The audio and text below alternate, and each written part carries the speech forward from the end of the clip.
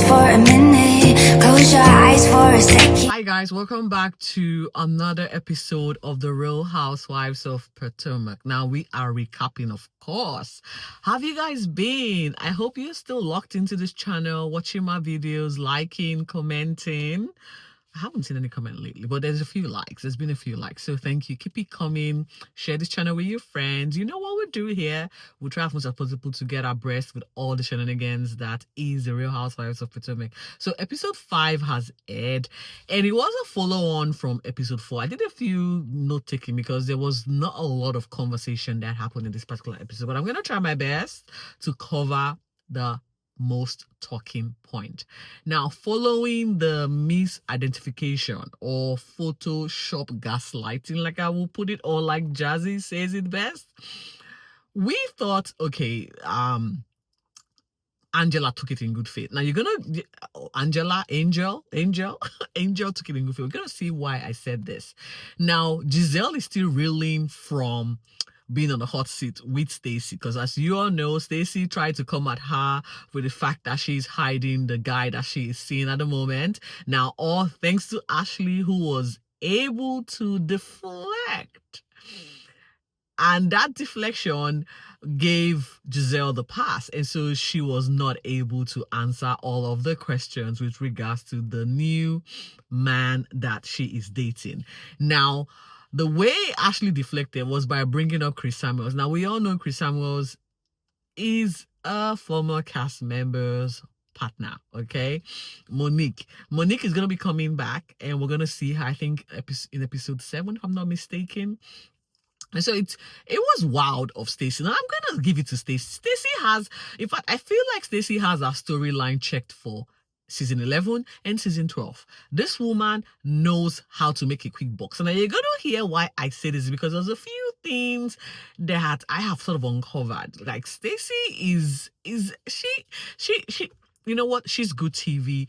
She knows what she's doing. Like, she comes across as not the smartest tool, but I feel like her playing dumb is what is giving her the should I say longevity, what will probably give her the longevity to this particular franchise that she's on. Now, so Ashley brought up Chris Samuels as a decoy for the Giselle and ever wags or football athletes or athletes situationship. And very quickly, Stacey sort of debunked that. Or did she debunk? She did say she probably went on a date with Chris Samuels, and she's been knowing Chris Samuels.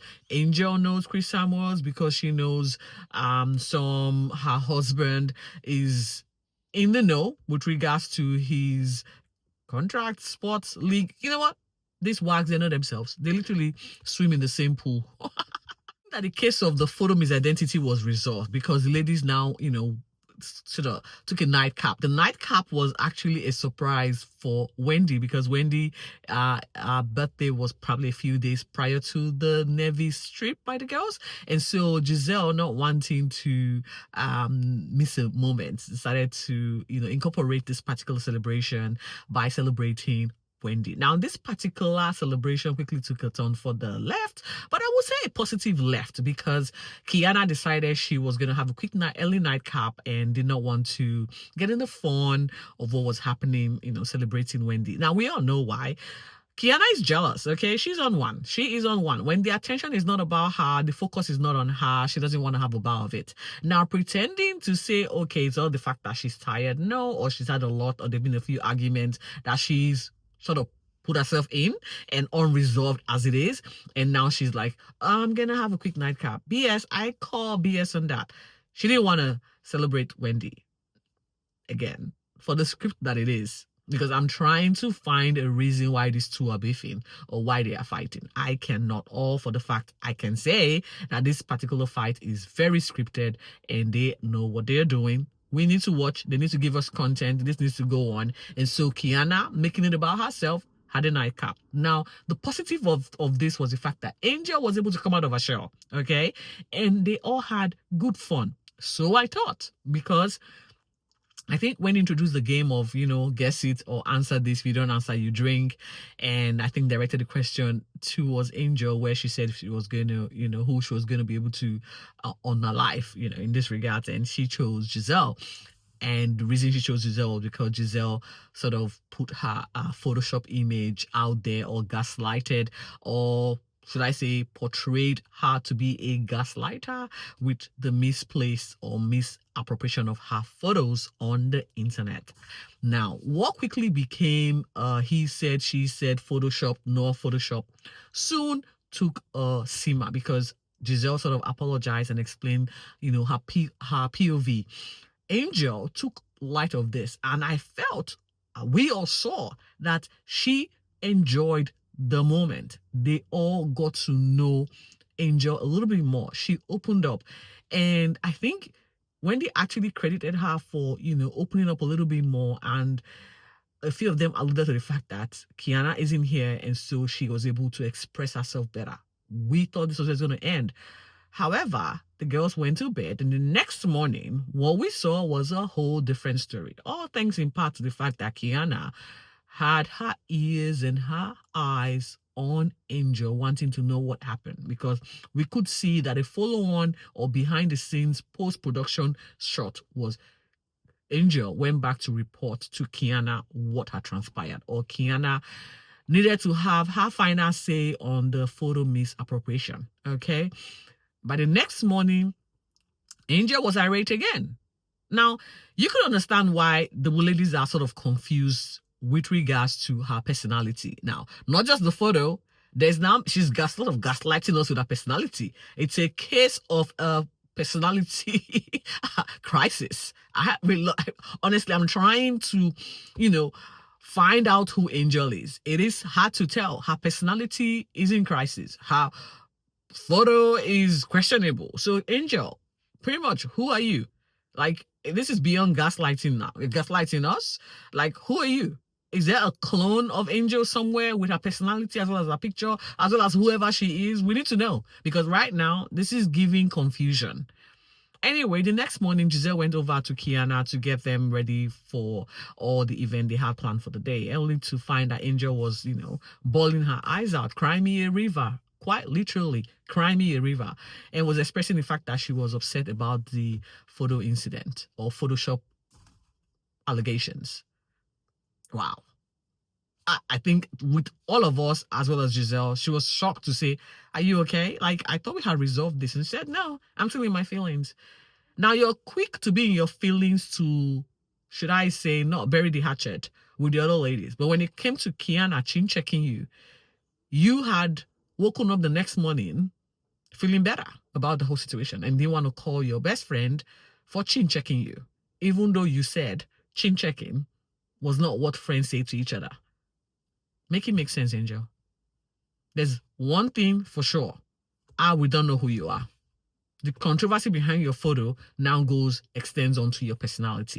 Now, following Angel calling foul and doing a backflip, with a case of what we can literally say a personality being catfished, I guess we would say Kiana sort of has a strong influence on her friend Angel, because the performance was a bit over the top. I know this show is scripted to the best of our knowledge, but the performance was very, very over the top and quite draining the dynamics of the friendship. You're getting to know these girls, and I think the one way to go about it is not to piggyback, backflip, flip, 5 times and try to create a false narrative.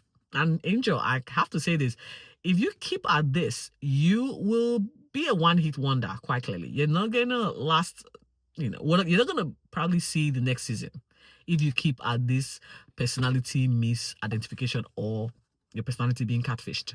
Not just the fact that I'm gonna say, according to Jazzy, Kiana has you by the balls and catfishing the personalities as well as catfishing the photos.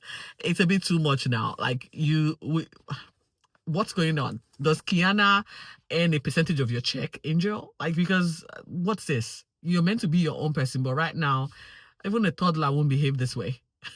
whilst the girls were, en route to the next, should I say, location for their girls trip event, we get to see Giselle open up a little bit more with regards to her new man through a question and answer session. So yes, there is a man that she is currently seeing, or there are a few dates happening, but it's safe to say she is still, holding the cards to her chest until she gets, should I say, the relationship develops to a point where she can now say, this is who I am seeing.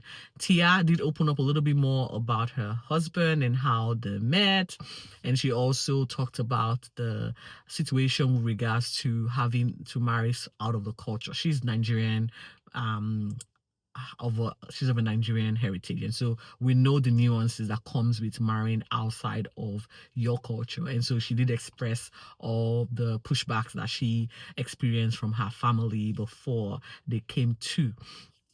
Now, on one hand, Angel kept telling us about the fact that her husband sent her $5,000, so they were going to be going to like an up thrift shop or something like that. And we were shocked by the fact that she kept on telling us what the husband was doing for her. It felt very forced. It felt very fake. It is giving, I am trying too hard. It is giving, I have a lot more than I should say, but I am not saying it. It is giving pretense. Again, the personality is being catfished. We do not know who Angel is. From Angel trying to, portray perfect marriage to Stacy, trying to now probably catfish her husband, she decided to play on, she was being very flirty by sending a flirty test to her Timu. And Timu, being Timu, responded in, I would say, Timu way, because he did not know who this person that was sending him all these flirty text messages was. And I guess, Stacy, you might need to brush up on your should I say seduction skills, because it is lacking. Timo, I don't know, are you guys still on? Because Timo was shocked. Timo was like, you got the wrong number, girl. Which was quite embarrassing. Now, following all of this, Wendy's health sort of took a turn for the worse, because I think she started feeling feverish, fluish whilst they were shopping. And I don't think, according to her, it felt like she had symptoms before leaving America, and so it's sort of manifesting in a way, and it's kind of put a damper on things. So the girls were able to shop a little bit, and then Stacy, trying to fine-tune her seduction skills, the girl took on some drum lessons. Not sure how that went, but the night sort of ended with the girls having a dinner situation going. But this did not end the way it was planned, because Wendy's illness deteriorated quickly, and so they had to leave. Now, with dinner underway, this particular episode kind of came to an end in disarray. Again, who else will cause all the commotion and mayhem? Angel, of course, wanting to start the dinner with a very sour mood by asking if she was still the menu of or the topic of the day. Angel, get over yourself.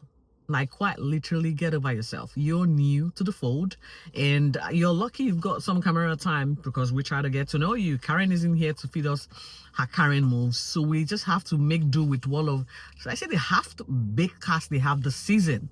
And Angel is here like, am I going to be the topic of attention? Am I going to be... We did see Kiana and Jazzy again get to an altercation with regards to what was said off camera. Now, Jazzy is trying, to not speak on it. And Kiana is sort of doubling down on the fact that she, would like to get clarity on exactly why Jazzy said what she said to Wendy. Now, I think they all agree, because Wendy, is not feeling well. She's not joining them for dinner. It would have been better if Wendy was in on the conversation. And I think that's fair, because you cannot be talking about Wendy when she's not present. But I would say this, Kiana and Jazzy, they just need to get it together, because we don't know exactly what is going on. We did actually hear what was said during Jazzy's confessional, that Kiana told her not to trust Wendy. Now, is this the Karen's playbook all over again? Because we know last season, Stacy played the same card and said to Wendy that Karen told her not to trust her. So I do not know if Karen is sort of orchestrating this beef between Kiana and Wendy, or Kiana, well, it'll be smart of her taking the playbook from Karen's book of damehood, to put or throw Wendy under the bus or make Wendy the bad guy. Now, we all get to find out more in episode 6, but that is it, folks. There wasn't a lot to talk about. These girls could have enjoyed Nevis and not Bika. Well, of course, it is not a Potomac housewife trip without a few bickering. We do know that Jazzy does have a lukewarm bachelorette party. Now, what turned that out, we're gonna find out in episode 6. But until then, guys, sit back, relax, and I will talk to you soon.